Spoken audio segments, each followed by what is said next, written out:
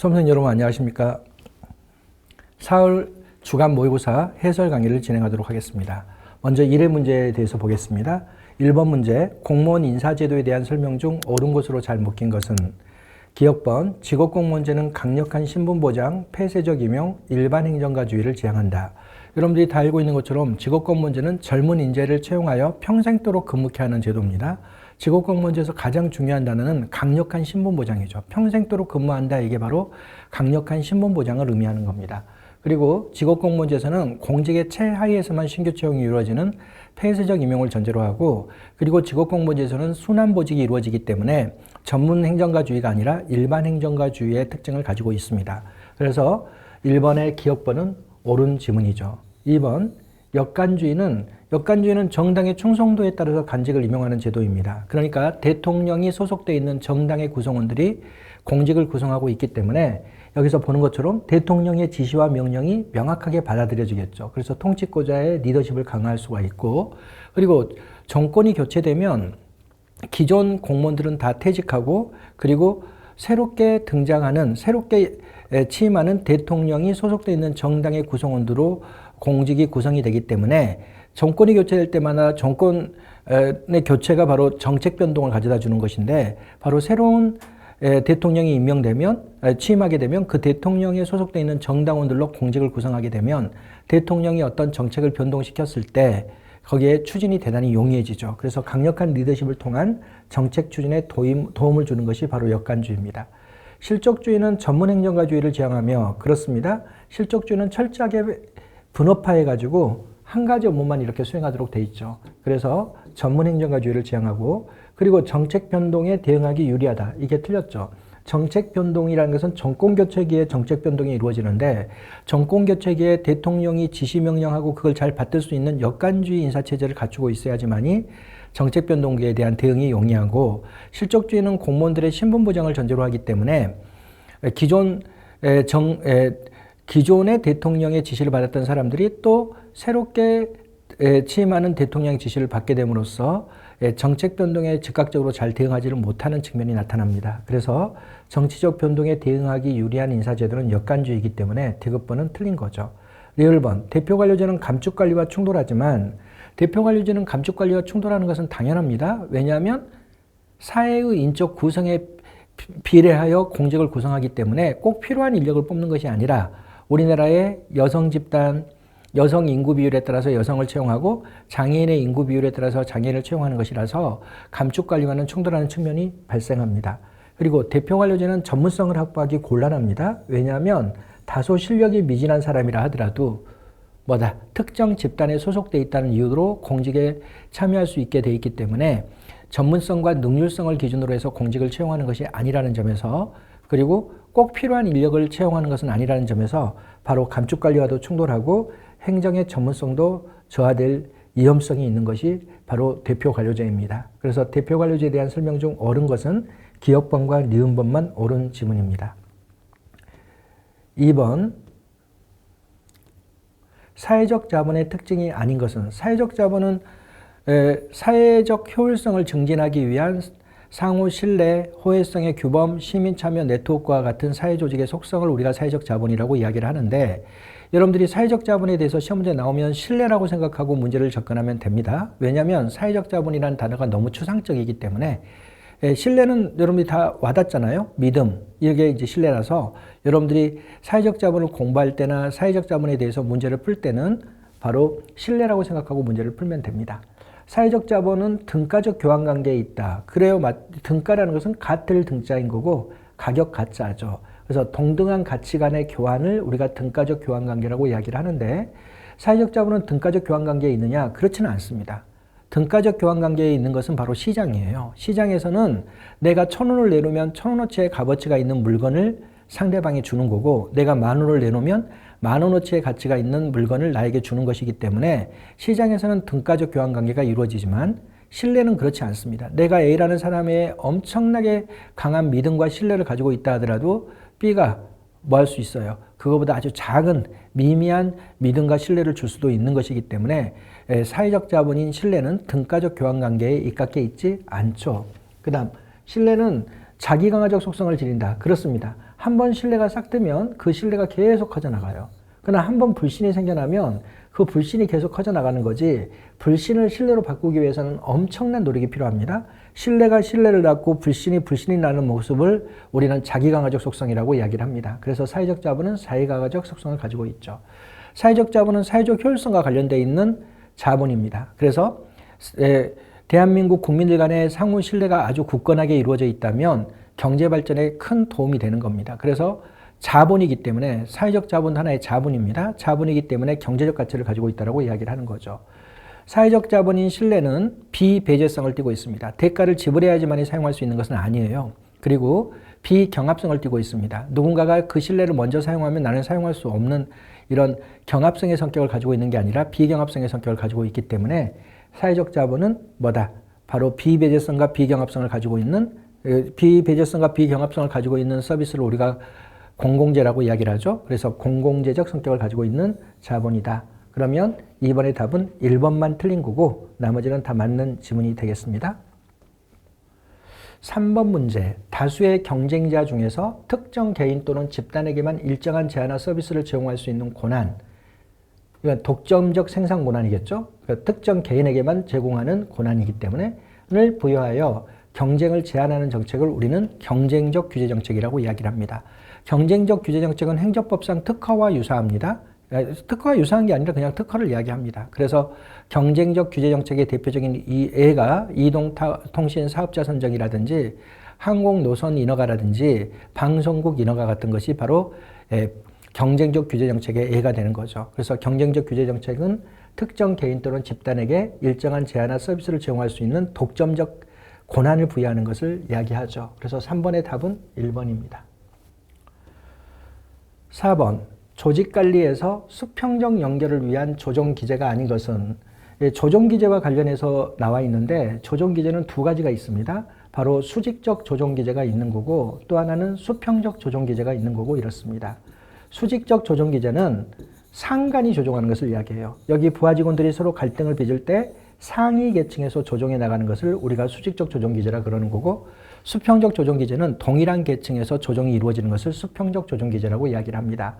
이 직접 접촉은 이 동일 계층 간의 갈등을 발생했을 때 이들 간에 서로 직접 접촉을 해 나가는 것이기 때문에 수평적 조정기제에 들어가는 거고, 태스크포스도 서로 소속이 다른 구성원들을 한 조직 단위로 이렇게 모아서 이들이 동일한 수평적 관계에서 업무를 수행하는 탈관료제의 형태이기 때문에 태스크포스도 바로 수평적 조정기제고, 프로젝트 팀도 마찬가지입니다. 이거는 태스크포스는 단기적인 협력이 필요할 때 만들어지는 거고 프로젝트 팀은 장기적 협력이 필요할 때 만들어지는 겁니다.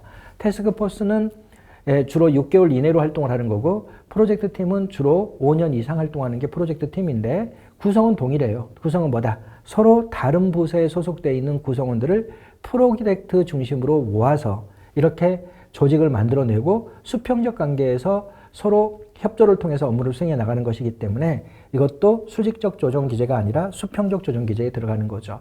규칙과 계획은 지금 여기서 서로 갈등을 발생시킬 때 여기서 규칙을 만들어주는 거예요. 그리고 이들이 서로 갈등을 빚을 때 여기에 대해서 위해서 계획을 마련해 주는 것이기 때문에 규칙 및 계획의 마련은 수직적 조정 기제에 해당하죠. 수직적 조정 기제의 대표적인 것이 바로 뭐다? 계층제 또는 계층직의 추가, 그 다음에 바로 규칙 및 계획의 마련, 이런 것들이 바로 뭐에 들어간다? 바로 수직적 조정 기제에 들어갑니다. 그래서 4번의 답은 4번이죠. 5번, 정부 간 관계에 대한 설명으로 옳은 것끼리 묶인 것은 라이트는 미국의 연방정부를 중심으로 정부 간 관계를 세 개로 나눕니다. 하나는 포괄권위형이 있고 또 하나는 중첩권위형이 있고 또 하나는 분리권위형이 있고 이렇게 이제 나눠지는데, 포괄권위형을 다른 말로 내포형이라고 이야기하고 그리고 분리권위형을 다른 말로 동등형이라고도 이야기를 합니다. 그리고 이 중에 가장 바람직한 정부 간 관계는 중첩권위형이다. 그럼 이 중첩권위형은 뭐냐?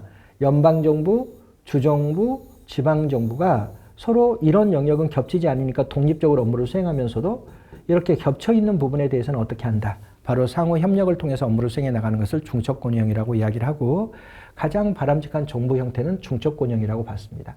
포괄권위형은 연방정부가 이렇게 있고 그게 내부에 주정부가 있고 그 내부에 지방정부가 있다고 보는 거고 연방정부는 주정부에게 지시와 명령을 내리고 주정부는 지방정부에게 지시와 명령을 내리는 계층제적 관계를 포괄권위형이라고 이야기하고 분리권위형은 연방정부와 주정부는 이렇게 분리되어 있고 주정부 내에 지방정부가 존재한다. 즉 연방정부와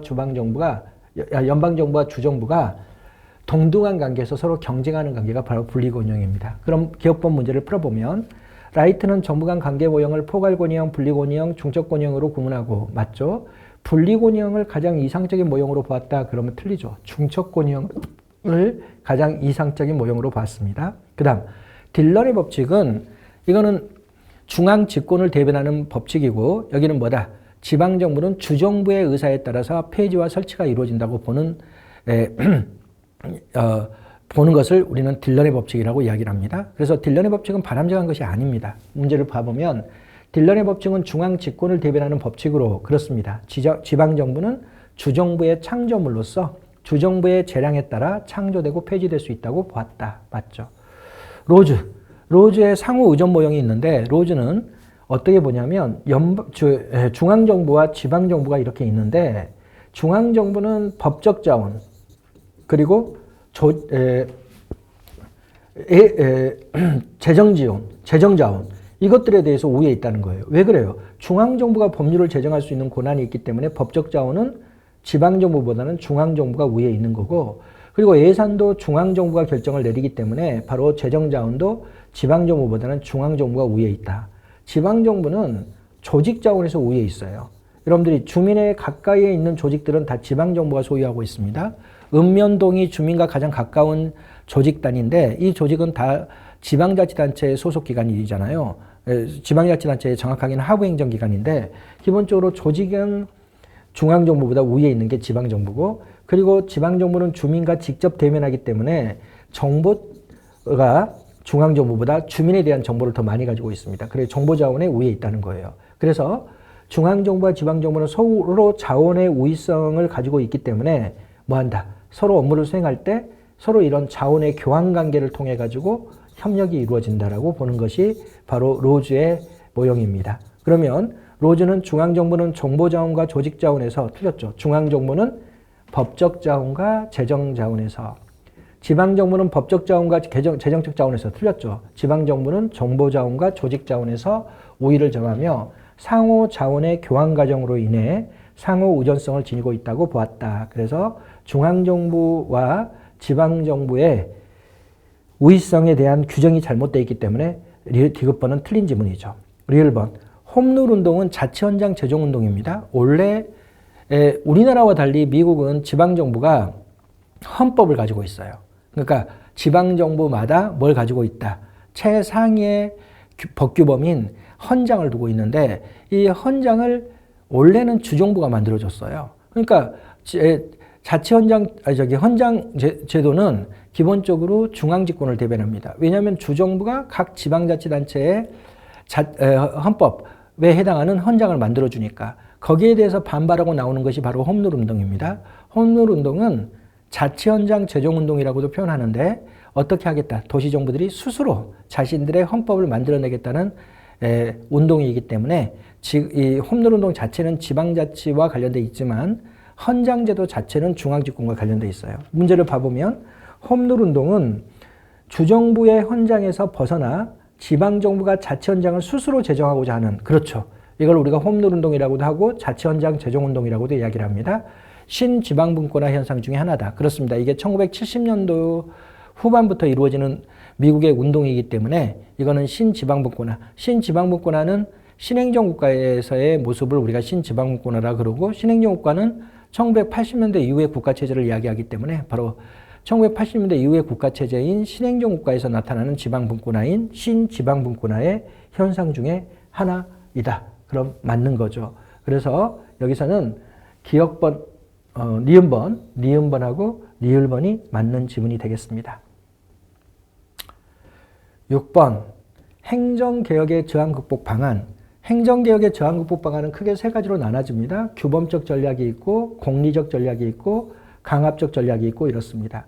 규범적 전략은 바람직한 전략을 모두 모아놓은 것을 규범적 전략이라고 이야기합니다. 가장 대표적인 게 바로 설득을 한다든지 정보 공개를 한다든지 개혁안에 대응할 수 있도록 교육 훈련을 시킨다든지 이런 것들이 여기에 들어갑니다. 또 개혁안에 적응할 수 있도록 개혁 대상자에게 시간적 여유를 제공한다든지 또 바로 카리스마를 활용한다든지 카리스마라는 것은 리더에 대한 부하들의 존경심 또는 리더에 대한 부하들이 리더에 대해서 느끼는 신망 이런 것들을 활용한다든지 이런 게 규범적 전략에 들어가고 공리적 전략은 선생님이 잔머리를 쓰는 거라 그랬죠. 개혁 대상자들에게 개혁안을 따르면 보상을 준다든지 또 개혁 대상자들에게 일자리 제공을 약속한다든지 야 너가 이 개혁안을 저항하지 않으면 우리가 일자리 만들어 줄게 이렇게 한다든지 또는 유리한 시기를 선택한다든지 또는 저항이 조금씩 나타나도록 점진적 개혁을 추진한다든지 또는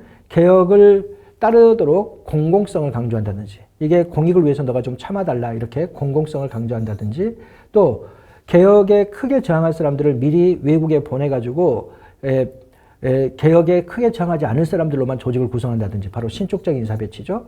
이런 것들이 전부 다 어디에 들어간다. 바로 공리적 전략에 들어가고 강제적 전략은 강압적이고 물리적인 힘을 동원하는 것을 강압적 전략이라고 이야기를 합니다. 그럼 규범적 사회적 전략에 해당하지 않는 거 개혁 지도자의 설선수범을 활용한다. 이게 바로 뭐예요? 바로 이 카리스마의 활용과 관련되어 있는 거죠. 그 다음에 개혁 대상자들에게 시간적 여유를 제공하고 그 다음에 개혁 대상자들에게 교육훈련을 시켜주고 개혁안에 따를 수 있도록 그 다음에 개혁 방법이나 기술의 융통성 있는 수정은 개혁을 추진하는 과정에서 방법을 약간씩 변화시켜 나가는 것은 공리적 전략에 들어갑니다. 그래서 4번은 공리적 전략에 들어가서 6번의 답은 4번이죠. 7번 계획예산과 연기준 예산에 대한 설명 중 옳지 않은 것은 계획예산은 사업뿐만 아니라 금액에 대한 결정에도 초점을 맞추고 있는데 연기준 예산은 사업에 대한 결정에 초점을 맞춘다. 당연히 틀렸죠. 계획예산은 사업 대안을 마련해가지고 비용 편익 분석을 통해서 최적의 대안을 선택해서 그 대안을 가지고 프로그램 구조 또는 사업 구조를 만들어내는 겁니다. 그러니까 PPBS 계획예산은 뭐만 초점이 있어요? 사업 대안에 대해서만 초점을 가지고 있는 건데 연기준 예산은 의사결정 패키지를 작성할 때 사업 대안 패키지도 작성하지만 금액 대안 패키지도 작성을 해요. 그래서 사업 대안과 관련된 사업 대안 패키지, 금액과 관련된 금액 대안 패키지를 두고 있기 때문에 연기준 예산이 사업 대안과 금액 대안에 대해서 관심을 가지고 있는 겁니다. 그래서 이거는 거꾸로 돼 있는 거죠. 계획 예산은 사업에 대해서만 관심을 두고 있는 것이라면 연기준 예산은 사업 대안 패키지, 금액 대안 패키지를 두고 있으면서 사업과 금액 모두에 초점을 두고 있는 거죠. 그래서 기억번은 틀린 지문입니다. 그 다음 계획 예산은 조직 간의 장벽을 없애려고 하지만 계획 예산은 어떻게 하죠?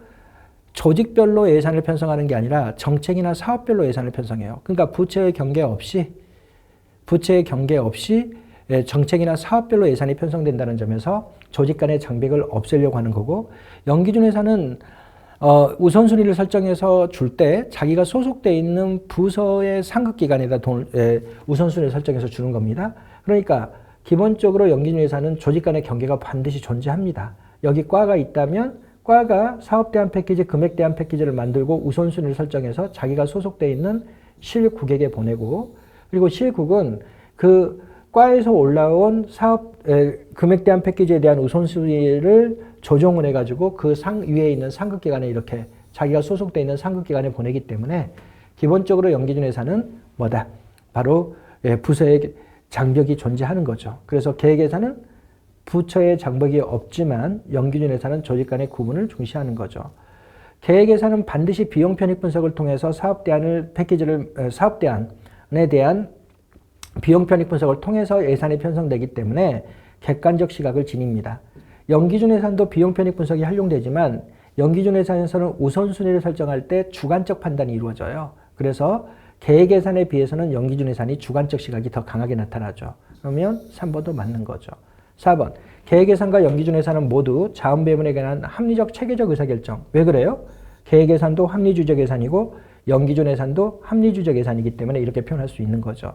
그리고 계획 예산이나 연기준 예산은 전부 다 비용 편익 분석이 활용되기 때문에 바로 경제적 합리성을 중시한다고 하면 맞는 지문이 됩니다. 그래서 4번은 맞는 지문이죠.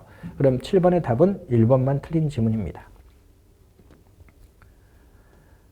8번 파슨슨이죠. 파슨슨은 조직이 수행하는 기능에 따라 조직을 분류하였다. 다음 중 파슨슨이 제시한 조직의 유형과 그 애가 잘못 연결된 것은, 이 파슨슨은 조직이 수행하는 기능을 몇 개로 보냐면 4개로 보죠. A, G, I, L 이렇게 봅니다.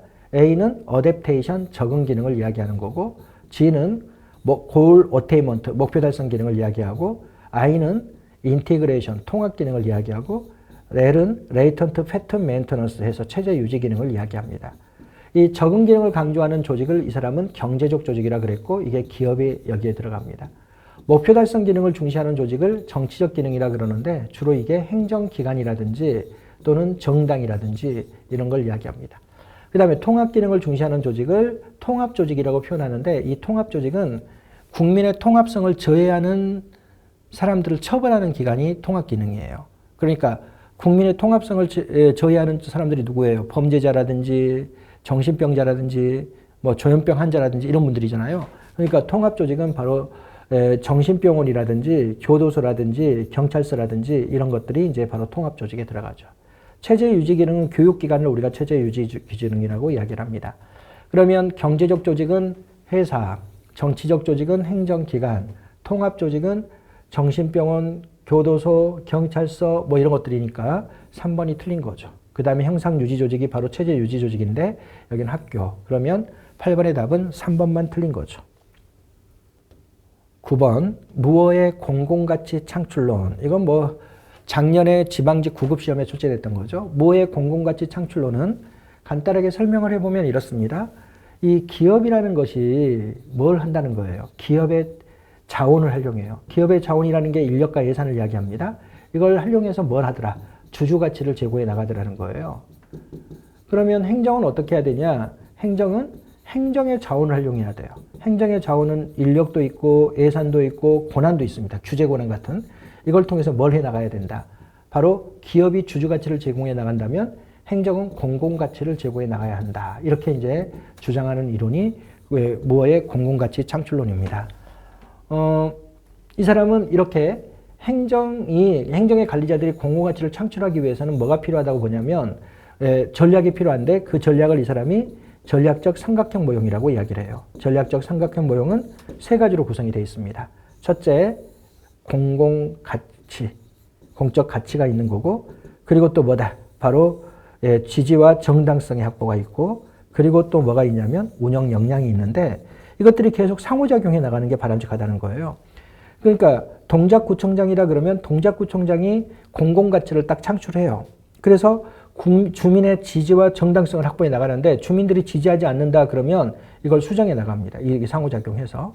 그 다음에 그래서 수정해가지고 공공가치가 이렇게 만들어졌다면 이걸 가지고 운영 역량이라는 것은 동작구의 예산이나 인력이라고 보시면 됩니다. 이 예산과 인력을 가지고 이걸 수행해 나가는데 이 공공가치는 동작구의 예산과 운영 인력으로는 하기 어려운 공공가치다 그러면 또 수정을 해요. 원래 지역 주민들이 원하는 것은 이만큼인데 운영 역량이 좀 부족해가지고 이걸 못하게 되면 이 운영 역량에 따라서 또 뭐다? 이 운영 역량을 주민들에게 설득해가지고 우리 동작구가 이 정도의 운영 역량만을 가지고 있기 때문에 이 정도만 수행하겠습니다라고 해서 이것들이 서로 상호작용하면서 뭐다? 공공가치를 창출해 나가면 된다고 봅니다. 그런데 이것들은 다 수평적 관계에서 상호작용이 이루어지는 거지 공적 가치가 항상 상위에 있는 것은 아닙니다. 그러면 우리가 문제를 풀어보면 공공 분야의 관리자들은 공공자산을 활용하여 시민들을 위한 공공가치를 창출해야 한다고 주장하였다. 맞죠? 공적 가치의 형성, 정당성과 지원의 확보, 운영 역량의 형성으로 구성된 전략적 삼각형 모형을 제시하였다. 맞죠? 공적 가치의 형성이란 해당 조직이 궁극적으로 구현해야 할 소명을 공공가치의 관점에서 정의하는 것을 말한다. 그렇습니다. 바로 공적 가치라는 것이 바로 이렇게 하는 것이다. 우리 조직이 달성해야 될 소명을 정의하는 것을 이야기합니다. 공적 가치의 형성이 정당성과 지원의 확보나 운영 역량의 형성보다는 상위에 위치해 있다고 보았다. 그렇지 않습니다. 이것들은 서로 수평적 관계에서 상호 조정이 이루어진다고 봤던 거죠. 그래서 9번의 답은 4번만 틀리고 나머지는 다 맞는 지문입니다. 10번 평정 방법에 대한 설명 중 옳지 않은 것으로 잘 묶인 것은 도표식 평정척도법은 어떻게 하는 거예요? 한쪽 면에는 평정 요소를 실적과 능력 이렇게 이제 나눠주는 거죠. 그리고 이 실적에도 여기에 다 이렇게 돼 있습니다. 업무의 양이라든지 업무의 질이라든지 뭐 이런 게 나와 있고 능력과 관련해서는 협력성, 의사소통력 이렇게 하고 그리고 한쪽 면에는 등급을 기록합니다. 등급을 숫자나 언어로 기록합니다. 숫자로 기록하면은 여기 5점, 여기 4점, 여기 또 2점, 여기 3점, 여기 5점 이렇게. 이게 이제 바로 수를 이야기하는 거고 여기가 5를 이야기하는 거고 미가 3점이고 그리고 양이 2점이고 그리고 여기 또 수죠. 이런 식으로 도표식 평정척도법은 기본적으로 이렇게 작성을 하는 것인데 평정법 작성이 대단히 간단합니다. 이렇게 평정 요소와 평정 등급을 기록하면 되는 것이기 때문에 그러나 이것은 하나의 평정 요소가 다른 평정 요소에 영향을 미치는 연쇄 효과 이것이 여기에 영향을 미쳐버릴 수가 있다는 거예요. 하나의 평정 요소가 유사한 다른 평정 요소에 영향을 미치는 효과를 우리가 연쇄 효과라 그러는데 연쇄 효과를 유발할 위험성이 있고 그리고 이것은 자의적인 평정이 이루어질 가능성이 있어요. 어떤 사람에게 수를 줄 것이고 어떤 사람에게 미를 줄 것이고 이런 것들이 명확하지 않기 때문에 그렇습니다. 그래서 기억부는 맞죠. 행태 관찰척도법은 평정자의 주관을 줄일 뿐만 아니라 등급 간의 비교 기준이 명확하여 연쇄 효과를 방지해준다. 그렇지 않습니다. 행태 관찰척도법은 행태 기준척도법에다가 도표식 평정척도법을 하나 더 결합한 거예요. 그래서 행태 기준척도법은 이런 식입니다. 만일 협력성을 평가한다 그러면 일단은 상사와의 관계 이렇게 해서 상사와의 협력적 관계가 자주 발견되면 5점, 좀 적게 발견되면 4점, 더 적게 3점, 더 적게 2점, 더 적게 발견되면 1점. 그 다음 탁가와의 관계 해서 또 이렇게 또 세 번째로 또 뭐 부하의 관계 이렇게 해서 이렇게 평가하는데 문제는 뭐냐면 얼마나 상사와의 협력 관계가 자주 발견돼야지 5점이고 얼마나 적게 발견돼야지 4점인지를 파악하기가 어렵습니다. 그러니까 등급 간의 비교 기준이 불명확합니다. 이게 등급이에요? 이게 수고 여기가 우고 이런 것이니까. 그 다음에 연쇄 효과를 방지하기 어려워요. 왜? 협력성을 평가할 때 하나만 평가하는 게 아니라 유사한 항목들을 만들어가지고 이렇게 평가하기 때문에 여기에 대한 평정 결과가 바로 협력성을 구성하는 다른 평가 지표에 영향을 미칠 수가 있고 또 이것에 대한 평정 결과가 유사한 협력성을 구성하고 있는 다른 평정 요소에 영향을 미칠 수 있는 연쇄 효과를 유발할 위험성이 대단히 큰 게 행태 관찰척도법이에요. 행태 관찰척도법은 가장 마지막에 발견된 평정 방법, 개발된 평정 방법인데 도표식 평정척도법의 한계가 그대로 나타나요. 바로 연쇄 효과가 유발될 수 있고 등급 간의 비교 기준이 모호하고 이렇습니다. 중요 사건 기록법은 평가자가 피평가자와 상담을 통해서 평정 기간에 있었던 사실을 자세하게 기술하거나 또는 평가자가 설명구가 만들어져 있는 경우에는 피평가자와의 상담을 통해서 설명구에 표시하도록 하는 방법이 바로 중요사건기록법인데 중요사건기록법은 피평가자로 하여금 자신의 근무 실적을 스스로 보고하도록 하는 방법. 이건 자신이 스스로 보고하는 것은 중요사건기록법이 아닙니다. 평가자가 기록하는 것이 중요사건기록법이죠. 이건 자기평정법을 이야기하는 거지 중요사건기록법을 의미하는 게 아닙니다. 틀렸죠. 로 평정 과정에서 상담을 촉진한다. 그건 맞아요. 평가자가 피평가자와의 상담을 통해서 평가자가 뭐한다. 바로 문서에 근무 기간 동안에 있었던 사실을 기록하거나 설명구가 만들어져 있는 경우에 표시하는 겁니다. 그래서 평정 과정에서 상담을 촉진하여 피평가자의 행태 개선에 기여한다. 뒷부분은 맞지만 개념 자체가 잘못되어 있는 거죠. 리을번. 강제배부법은 간대의 경영이나 엄격한 경영 등을 방지할 수 있지만 강제배부법은 아예 최상위 등급, 최하위 등급의 비율을 미리 결정해 놓은 것을 이야기하는 거고 이거는 관대의 경영, 모든 사람들에게 좋은 점수를 주는 거, 엄격한 경영, 모든 사람들에게 나쁜 점수를 주는 거 이런 것들을 극복할 수 있죠. 그러나 다 잘했다 하더라도 그중에 몇 %는 가를 줘야 되고 다 못했다 하더라도 그중에 몇 %는 수를 줘야 되는 상황이 되기 때문에 기본적으로 비율을 먼저 보고 거기에 따라서 평가한다는 문제점이 발생해서 역산식 평정의 가능성이 대단히 높습니다. 그러면 리을번은 맞죠. 그럼 여기서 틀린 지문은 니은번과 디귿번만 틀린 지문입니다. 11번 앨리스 모형 2의 특징에 대한 설명으로 옳지 않은 것은 앨리스 모형과 관련해서는 여러분들이 앨리스 모형 1이 있는데 이거는 개인 차원의 의사결정 모형인 합리 모형을 집단 차원의 의사결정에 적용한 거고, 앨리스 모형 3은 개인 차원의 의사결정 모형인 점증 모형을 집단 차원에 적용한 거고, 앨리스 모형 2는 바로 뭐다? 앨리스 모형 1과 2의 중간인데 합리 모형과 점증 모형의 중간이니까 만족 모형이겠죠. 근데 만족 모형은 개인의 주관적 만족도에 의한 의사결정이기 때문에 집단 차원의 의사결정에 적용이 안 돼요. 그래서 만족 모형을 집단 차원의 의사결정에 적용하기 위해서 만들어진 모형인 회사 모형 또는 조직가정 모형을 연합 모형, 죄송합니다. 회사 모형, 연합 모형을 앨리스 모형 2로 제시하고 있는 거죠. 앨리스 모형 2에서의 회사 모형, 연합 모형은 각각의 하위 조직들이 뭘 가지고 있는 거예요? 의사결정에 대한 권력을 소유하고 있습니다. 그래서 조직 전체를 뭐로 본다? 여러 하위 조직들의 느슨한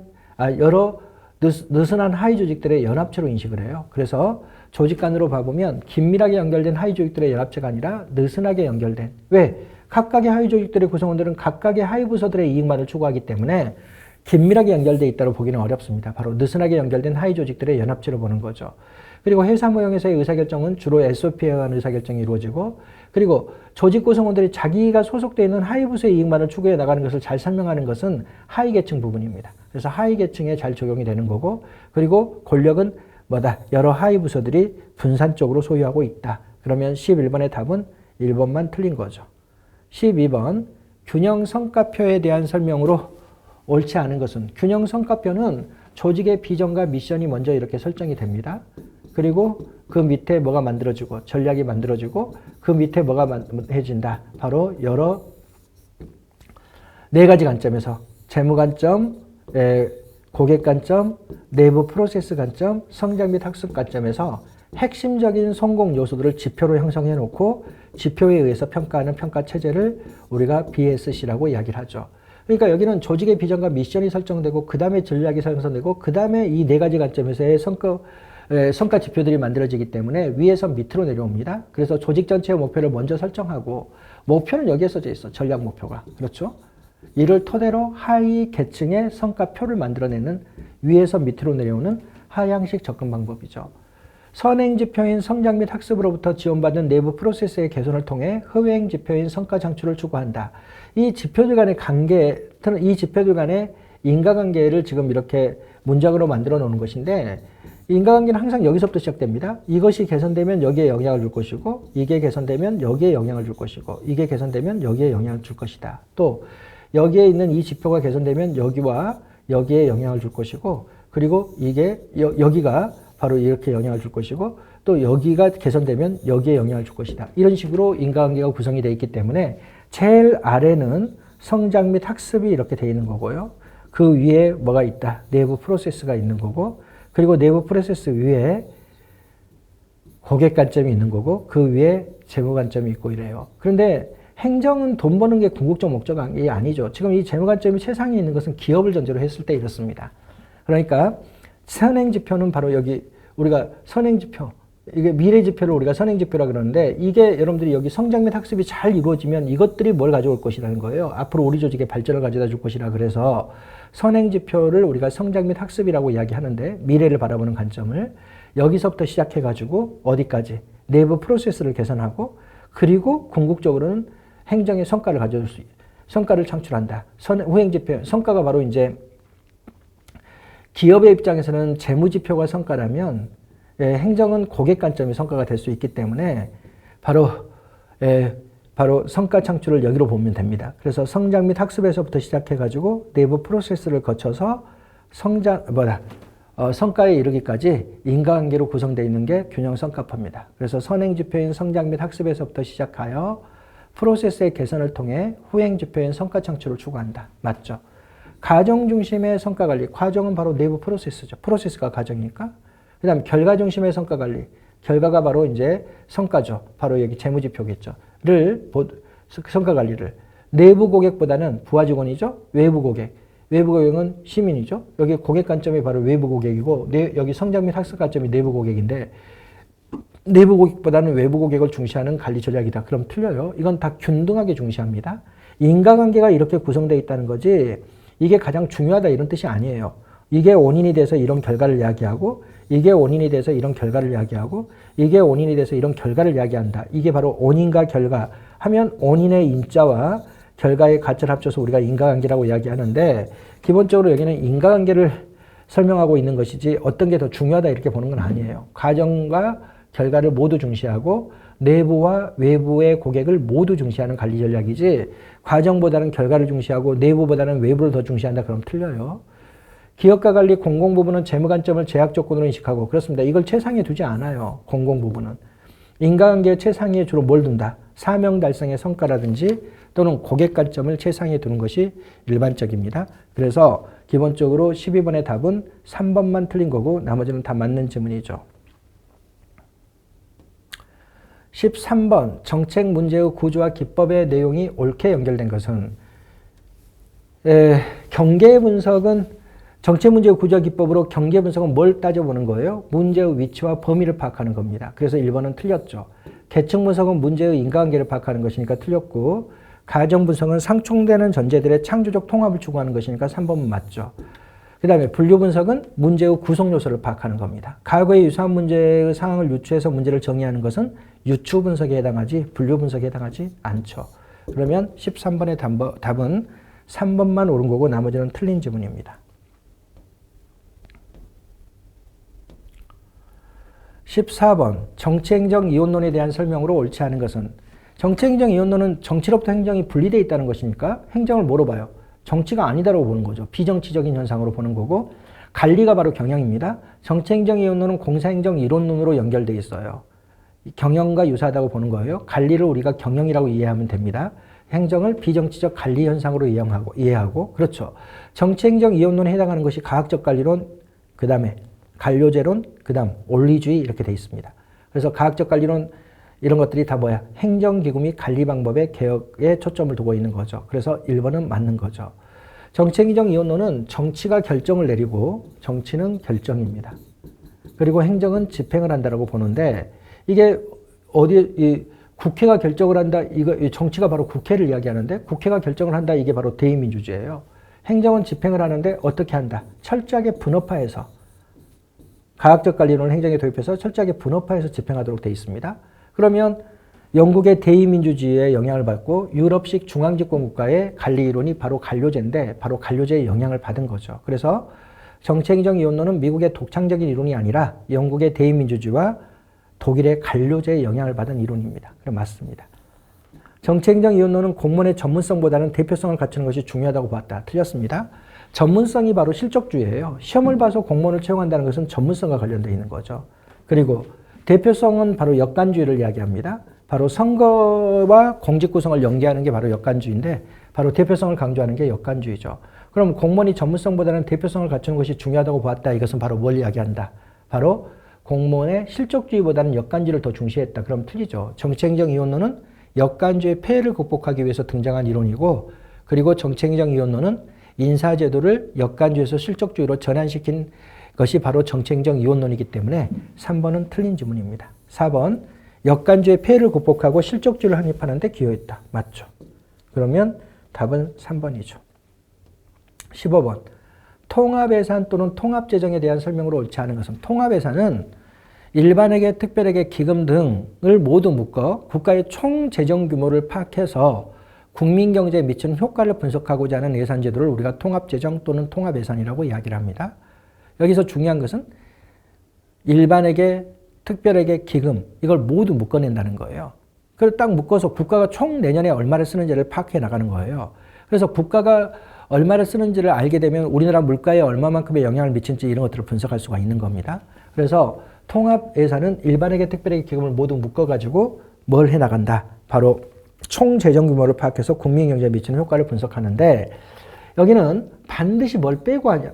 이 통합재정의 가장 중요한 특징은 일단 포괄성을 떼야 돼요. 그러니까 일반에게 특별에게 기금 모든 걸 다 포함해야 됩니다. 포괄성을 떼야 되는 거고요. 그리고 일반에게가 특별에게 주는 돈이 있을 거고 특별에게가 또 일반에게 주는 돈, 또 특별에게나 일반에게나 이런 것들이 기금에 주는 돈들, 이 내부 거래가 되게 많은데 이런 내부 거래로 들어가는 그 통계치는 다 빼야 됩니다. 왜냐하면 이중 계산이 돼버리거든요. 그래서 여기 보면 일반에게가 여기 세입이 100억이고 세출이 100억이고 특별회계가 여기 세입이 50억이고 세출이 50억이라면 그냥 이거 100억에다가 50억 합쳐가지고 총 세입은 150억이다. 이렇게 하면 안 돼요. 이렇게 하면 안 될 수밖에 없습니다. 왜냐하면 이 100억 중에서 10억을 여기다 줬어요. 그럼 여기 100억에 잡혀있는 돈이 여기 50억에도 잡히게 되는 거잖아요. 이렇게 일반회계에서 특별회계 돈을 줬다면 이 100억을 쓰는 거니까 이게 세입이 100억이고 세출이 100억이다 이러면 이 돈을 여기서 쓰는 거예요. 그러니까 이 돈에 잡혀있는 돈이 여기도 잡히게 돼요. 그걸 빼요. 이걸 빼서 작성하는 것을 우리가 뭐라고 그러냐면 이중거래의 조정이라 그러고 또는 이걸 내부거래의 조정이라고 이야기를 하는데 이걸 우리가 예산 순계로 작성해야 된다고 이야기하는 거죠. 그리고 여기는 반드시 뭘 기록하냐면 순융자를 기록합니다. 국가가 돈 빌려준 거. 국가는 돈을 많이 빌려주는데 국가가 과거에 빌려주고 올해 되돌려 받는 거. 융자 수입이죠. 그리고 올해 국가가 돈 빌려주는 거. 융자 지출이죠. 이런 것들을 작성을 해 나갑니다. 이 세 가지로 구성이 되어 있어요. 반드시 일반회계 특별회계 기금을 모두 포괄해서 작성한다. 그 다음에 일반회계 특별회계 기금 간의 내부 거래로 인한 중복액을 제거하고 작성한다. 예산 순계로 작성한다. 그 다음에 순융자를 기록한다. 이렇게 되어 있는 겁니다. 그러면 정부의 총재정 규모를 정확하게 파악하기 위해서 총계 개념으로 작성된다. 그럼 틀려요. 여기 예산 순계로 작성한다. 이걸 우리가 순계 개념이라고 이야기를 합니다. 순계 개념으로 작성합니다. 정부의 재정 건전성을 분석하기 위한 목적에서 작성되며 건전 재정을 유도할 수 있다. 왜 그래요? 기본적으로 총재정 규모가 얼마인지도 알 수가 있게 되는 거고 국가가 빌려준 돈이 얼마고 되돌려받을 돈이 얼마인지도 알 수가 있기 때문에 건전성을 파악하기 대단히 용이합니다. 작성 시 내부거래와 보존거래는 제외하고 작성합니다. 내부거래가 바로 이중거래라 그랬죠? 이거 반드시 제외하고 보존거래도 제외하도록 돼 있어요. 보존거래도 제외합니다. 그러나 대출 순계는 명시된다. 대출 순계가 바로 뭐냐면 순융자예요. 융자가 돈 빌려준 것을 이야기한다 그랬잖아요. 순융자를 다른 말로 우리가 대출순계라고 표현합니다. 그래서 대출순계는 명시된다. 일반회계 특별회계 기금을 포괄하여 작성한다. 그러면 15번의 답은 1번만 틀린 거죠. 16번. 우리나라는 자치조직권을 보장하면서도 일정한 제약을 가하고 있다. 다음에 가와 나에 들어갈 내용으로 옳은 것은 행정기구의 설치와 지방공무원의 종호는 인건비든 대통령령으로 정하는 기준에 따라. 그러니까 지방정부의 행정기구든 지방공무원의 종원도 결국은 어디가 통제하겠다는 거야. 중앙정부가. 중앙정부가 뭘 제시해 주겠다. 대통령령으로 기준을 제시해 주고요. 그리고 그 기준에 따라서 그 자치단체의 조례로 정하도록 되어 있습니다. 그래서 이 법조문은 시험 문제 많이 나오는 법조문이니까 여러분들이 알고 있어야 됩니다. 바로 뭐다? 행정기구의 설치, 지방공무원의 종원, 인건비 등은 대통령령으로 정하는 기준에 따라 지방자치단체의 조례로 정한다. 그러니까 대통령령으로 기준을 제시해주고 지방정부가 세부적인 내용들을 정리해 나가는 거죠. 예. 그 다음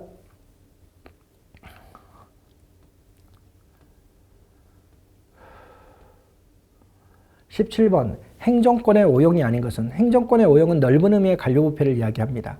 넓은 의미의 관료부패에는 무사한 일도 들어가고 무능력도 들어가고 이렇습니다. 다만 법률에 입각해서 어떤 행위를 했다든지 아니면 법률에 재량권 행사가 규정되어 있어서 재량권을 행사한 것 자체는 행정권의 오용에 해당하지 않습니다. 그러니까 법률에 입각해서 업무를 수행했다. 법규의 엄격한 적용. 이것은 관료부패라고 할 수가 없어요. 그냥 무사한 일도 넓은 의미의 관료부패고 실책의 은폐도 넓은 의미의 관료부패고 무능력도 뭐다? 넓은 의미의 관료부패여서 답은 1번이죠. 18번. 예산의 유형에 대한 설명으로 옳지 않은 거. 예산은 성립 시기에 따르면 본예산, 수정예산, 추가경정예산으로 분류가 되죠. 본예산은 국회가 의결해 준 시점에 성립하는 예산이고 수정예산은 본예산이 국회에서 의결되기 이전에 성립하는 예산이고 추가경정예산은 국회에서 본예산이 의결된 이후에 성립하는 예산입니다. 예산은 불성립 시 대처 방안으로 준예산, 가예산, 잠정예산으로 구분된다. 이거는 해계년도가 개시될 때까지도 예산이 의결되지 못했을 때 전년도에 준해서 사용하는 것이 준예산이고 1개월치만을 미리 국회가 의결해 주는 것이 가예산이고 수개월치를 미리 국회가 의결해 주는 것이 잠정예산인데 이것은 다 해계년도 개시일 전까지 국회가 개시일 전까지 예산이 의결되지 못할 때 성립하는 겁니다. 그래서 예산 불성립 시의 대처 방안이죠. 수정예산은 입법부에 제출된 예산이 의결로 확정되기 이전에 그러니까 본예산이 국회에서 의결되기 이전에 성립하는 거고 추가경정 예산은 입법부에 제출된 예산이 확정된 이후에 성립한다. 그렇죠. 준예산은 잠정예산과 달리 국회 의결이 필요하며 기간의 제한이 없다. 틀렸습니다. 준예산은 국회 의결이 불필요해요. 회계년도 개시일 전까지 국회가 예산안을 의결하지 못할 때 전년도에 준해서 사용하는 것이기 때문에 국회 의결이 불필요하고, 잠정예산은 수개월치를 미리 국회가 의결해 주는 겁니다. 그래서 거기는 국회 의결이 필요하죠. 그리고 준예산과 잠정예산은 기한의 제한은 없습니다. 그래서 18번의 답은 4번만 틀린 지문이죠.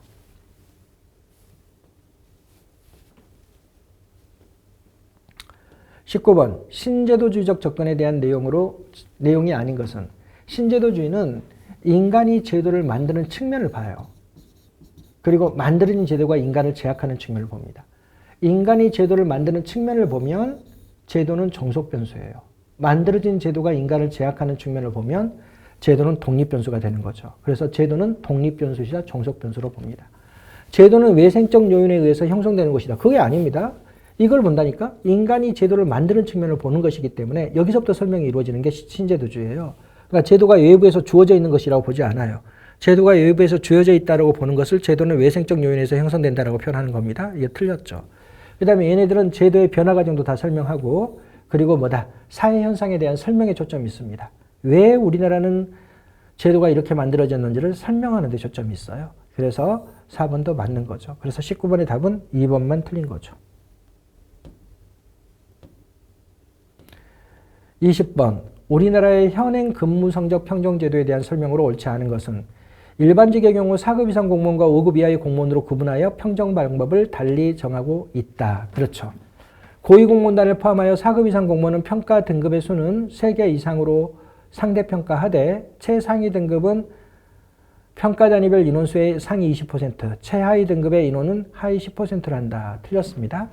고위공무원단만 별도로 돼 있어요. 고위공무원단은 5등급으로 평가하도록 돼 있고요. 그리고 최상위 등급은 20%로 하고 하위 2개 등급은 10%로 하도록 돼 있죠. 4급 이상 공무원은 3개 이상으로 상대평가하도록 돼 있지만, 그러니까 고위공무원단을 제한 이렇게 표현되어 있어야 되죠. 고위공무원단을 제한 4급 이상 공무원은 평가 등급의 수는 3개 이상으로 상대평가한다. 여기 이렇게 맞죠. 그 다음에 4급 이상 공무원은 이게 비율이 설정되어 있지 않아요. 고위공무원단만 최상위 등급은 20%, 하위 2개 등급은 10%로 비율이 결정되어 있기 때문에 이 뒷부분도 당연히 틀린 거죠. 평정자는 근무성적 평정에 공정하고 타당성 있는 실시를 위해 평정 대상 공무원과 의견 교환 등의 성과 면담을 실시한다. 반드시 평정할 때 성과 면담을 실시하도록 규정되어 있습니다. 근무성적 평정 방법이 다원화되어 있으며, 왜 그래요? 이렇게 4급, 5급 나눠져 있으니까 다원화되어 있는 거죠. 그리고 각 부처의 상황에 맞게 신축적으로 운영할 수 있도록 되어 있습니다. 그래서 4번도 맞는 지문이죠. 그러면 20번에는 2번만 틀린 지문이고 나머지는 다 맞는 지문이죠. 네. 여러분들 틀린 문제에 대한 복습은 철저히 하시기 바랍니다. 이해 모의고사에서 뵙도록 하겠습니다. 고생하셨습니다.